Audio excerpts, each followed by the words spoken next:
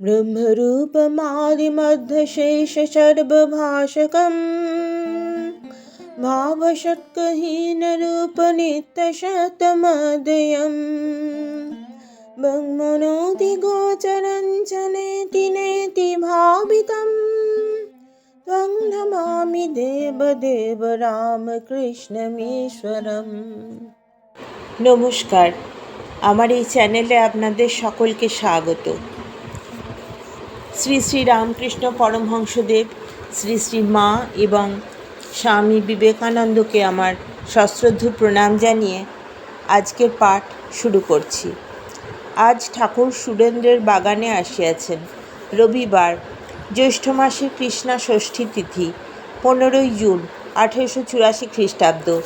ঠাকুর সকাল 9টা হইতে ভক্ত সঙ্গে আনন্দ করিতেছেন। সুরেন্দ্রের বাগান কলকাতার নিকটস্থ কাঁকুরগাছি নামক পল্লীর অন্তর্গত। নিকটই রামের বাগান, যে বাগানে ঠাকুর প্রায় 6 মাস পূর্বে শুভাগমন করিয়াছিলেন। আজ সুরেন্দ্রের বাগানে মহোৎসব। সকাল হইতে সংকীর্তন আরম্ভ হইয়াছে। কীর্তনিয়াগণ মাথুর গাহিতেছে। গোপীদিগের প্রেম, শ্রীকৃষ্ণ বিরহে শ্রীমতী শোচনীয় অবস্থা সমস্ত বর্ণিত হইতেছিল। ঠাকুর মুহুর্মুহু ভাবাবিষ্ট হইতেছেন। ভক্তগণ উদ্যানগৃহ মধ্যে চতুর্দিকে কাতার দিয়া দাঁড়াইয়া আছেন। উদ্যানগৃহ মধ্যে প্রধান প্রকোষ্ঠে সংকীর্তন হইতেছে। ঘরের মেঝেতে সাদা চাদর পাতা ও মাঝে মাঝে তাকিয়া রহিয়াছে। এই প্রকোষ্ঠের পূর্বে ও পশ্চিমে একটি করিয়া কামরা এবং উত্তরে ও দক্ষিণে বারান্দা আছে। উদ্যানগৃহের সম্মুখে অর্থাৎ দক্ষিণ দিকে একটি বাঁধা ঘাট বিশিষ্ট সুন্দর পুষ্করিণী।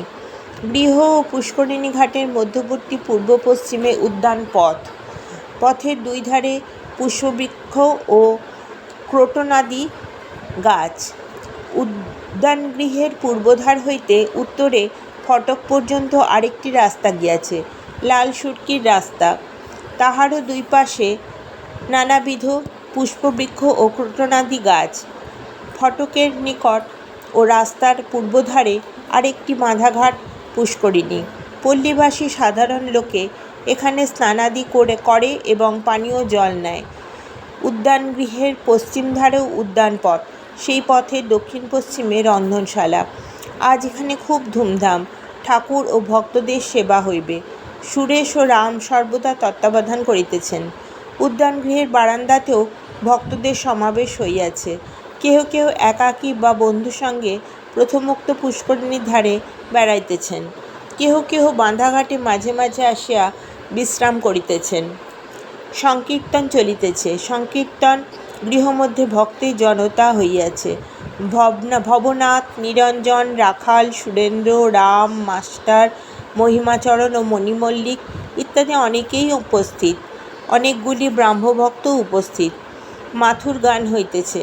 কীর্তনিয়া প্রথমে গৌরচন্দ্রিকা গাহিতেছেন। গৌরাঙ্গ সন্ন্যাস করিয়াছেন, কৃষ্ণপ্রেমে পাগল হইয়াছেন। তাঁর অদর্শনে নবদ্বীপের ভক্তেরা কাতর হইয়া কাঁদিতেছেন।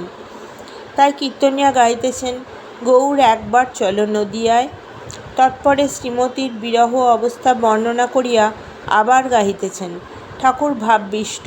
হঠাৎ দণ্ডায়মান হইয়া অতি করুণ স্বরে আখর দিতেছেন, সখী, হয় প্রাণবল্লভকে আমার কাছে নিয়ে আয়, নয় আমাকে সেখানে রেখে আয়। ঠাকুরের শ্রীরাধার ভাব হইয়াছে। কথাগুলি বলিতে বলিতে নির্বাক হইলেন। দেহ স্পন্দহীন, অর্ধনিমীলিত নেত্র, সম্পূর্ণ বাহ্যশূন্য। ঠাকুর সমাধিস্থ হইয়াছেন। অনেকক্ষণ পরে প্রকৃতিস্থ হইলেন। আবার সেই করুণ স্বর। বলিতেছেন, সখী, তার কাছে লয়ে গিয়ে তুই আমাকে কিনে নে, আমি তোদের দাসী হব। তুই তো কৃষ্ণপ্রেম শিখাইছিলি, প্রাণবল্লভ। কীর্তনিয়াদের গান চলিতে লাগিল। শ্রীমতী বলিতেছেন, সখী, যমুনার জল আনতে আমি যাব না। কদমতলে প্রিয় সখাকে দেখেছিলাম, সেখানে গেলেই আমি বিহ্বল হই। ঠাকুর আবার ভাবাবিষ্ট হইতেছেন। দীর্ঘ নিঃশ্বাস ফেলিয়া কাতর হইয়া বলিতেছেন, আহা আহা। কীর্তন চলিতেছে। শ্রীমতীর উক্তি গান, শীতল তছু অঙ্গ ঘেরি সঙ্গসুখ লালসে হে। মাঝে মাঝে আখর দিতেছেন, না হয় তোদের হবে, আমায় একবার দেখা গো। ভূষণের ভূষণ গেছে আর ভূষণে কাজ নাই, আমার সুদিন গিয়ে দুর্দিন হয়েছে। দুর্দশার দিন কি দেরি হয় নাই? ঠাকুর আখর দিতেছেন, সে কাল কি আজও হয় না? কীর্তনিয়া আখর দিতেছেন, এতকাল গেল, সে কাল কি আজও হয় নাই? গান। মরিব মরিব সখী নিশ্চয় মরিব, আমার কানু হেন গুণনিধি কারে দিয়ে যাব। না পোড়াইও রাধা অঙ্গ, না ভাসাইও জলে, দেখো যেন অঙ্গ পোড়াইও না গো। কৃষ্ণবিলাসের অঙ্গ ভাসাইও না গো, কৃষ্ণবিলাসের অঙ্গ জলে না ডারবি, অনলে না দিবি। মরিলে তুলিয়ে রেখো তমালের ডালে, বেঁধে তমালের ডালে রাখবি, তাতে পরশ হবে, কালোতে পরশ হবে। কৃষ্ণ কালো, তমাল কালো, কালো বড় ভালোবাসি শিশুকাল হইতে, আমার কানু অনুগত তনু, দেখো যেন কানু ছাড়া করো না গো। শ্রীমতী দশম দশা, মূর্ছিতা হইয়া পড়িয়াছেন। গান। ধ্বনি ভেল মূঢ়ছিত হরল জ্ঞান, নাম করিতে করিতে হাট কি ভাঙলি রাই, তখনই তো প্রাণসখী মুদিল নয়ান। ধ্বনি কেন এমন হলো? এই যে কথা কইতেছিল, কেহ কেহ চন্দন দেয় ধ্বনির অঙ্গে, কেহ কেহ রৌদ বিষাদ তরঙ্গে। সাধের প্রাণ যাবে বলে কেহ কেহ জল ঢালি দেয় রায়ের বদনে, যদি বাঁচে। যে কৃষ্ণ অনুরাগে মরে, সে কি জলে বাঁচে? মূর্ছিতা দেখিয়া সখীরা কৃষ্ণনাম করিতেছেন, শ্যাম নামে তাহার সংজ্ঞা হইল। তমাল দেখে ভাবছেন, বুঝি সম্মুখে কৃষ্ণ এসেছেন। আজকের পাঠ এই পর্যন্তই। আপনারা ধৈর্য ধরে আমার এই পাঠ শুনলেন, সেজন্য আপনাদের সকলকে অজস্র ধন্যবাদ। শ্রী শ্রী রামকৃষ্ণ পরমহংসদেবকে আবার ভক্তিপূর্ণ প্রণাম জানিয়ে আজকের পাঠ শেষ করছি।